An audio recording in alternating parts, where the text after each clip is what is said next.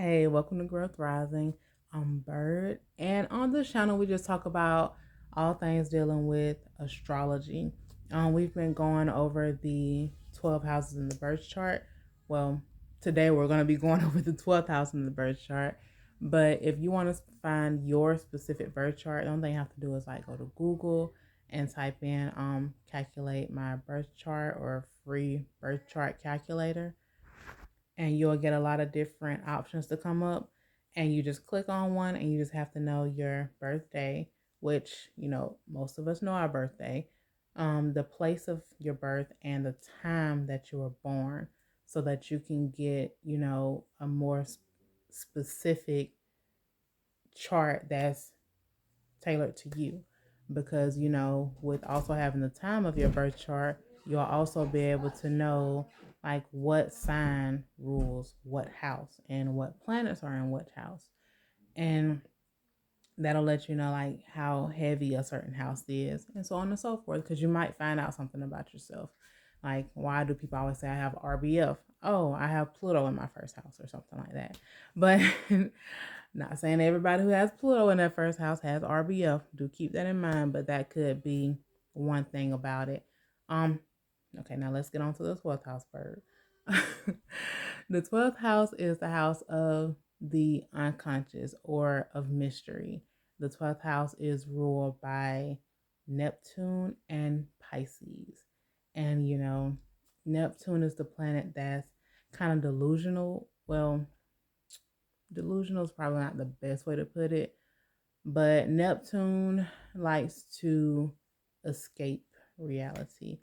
Um, so the 12th house deals with altered states of mind, whether it's from some kind of substance or whether it's like through meditating or something that doesn't have to deal with anything from the outside that you're putting in. It's just that Neptune is the sign, well, the planet that is more like, I don't like this and I want to be in a place that I like. So therefore, I'm going to do what I can to get to that place that I like.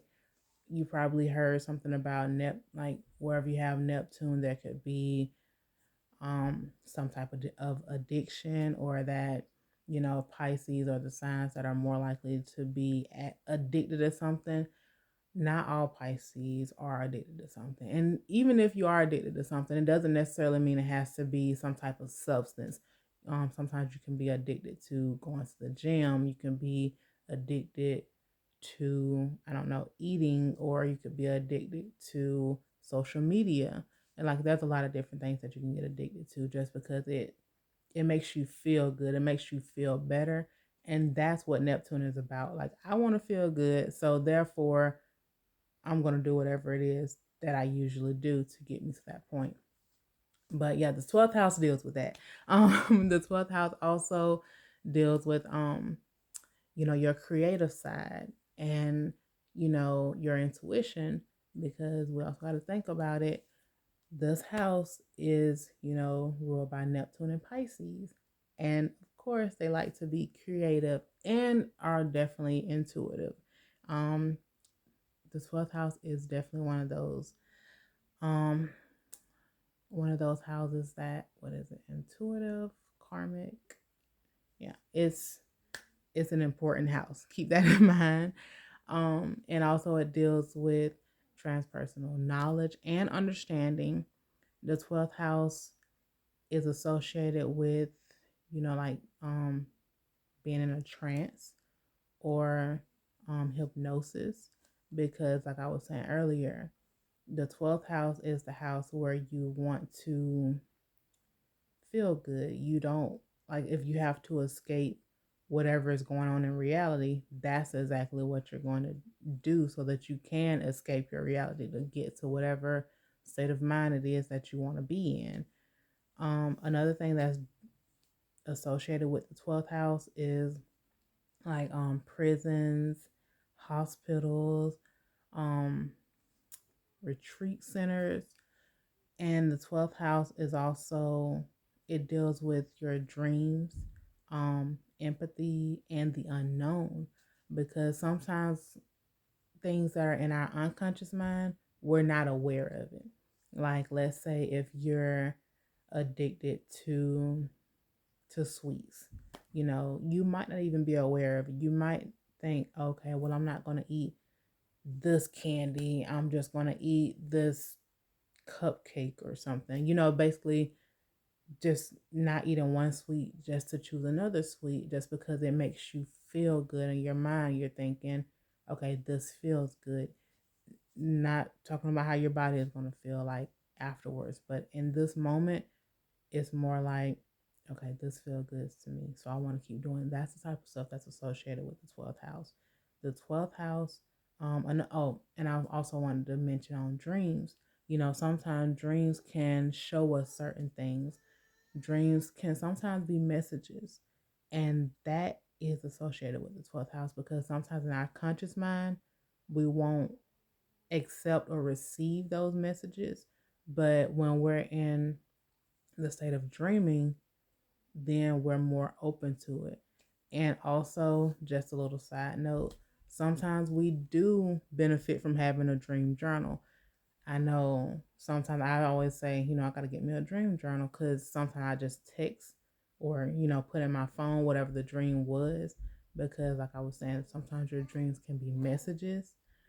And once your body starts to wake up more and you start to move around and doing other stuff within the day, sometimes you can forget the message from that dream if you don't go ahead and write it down or type it out or talk to somebody about it or do something to where you're remembering it while you're awake. Because I'm pretty sure I'm not the only person who've experienced, when you wake up and you're like, really did have a weird dream. But it's up whenever you get ready to tell somebody about it, it's like you forgot so much more of the dream. It's like, I know that there was more that happened, but I just can't remember it because now we're working more in our conscious mind than our unconscious mind.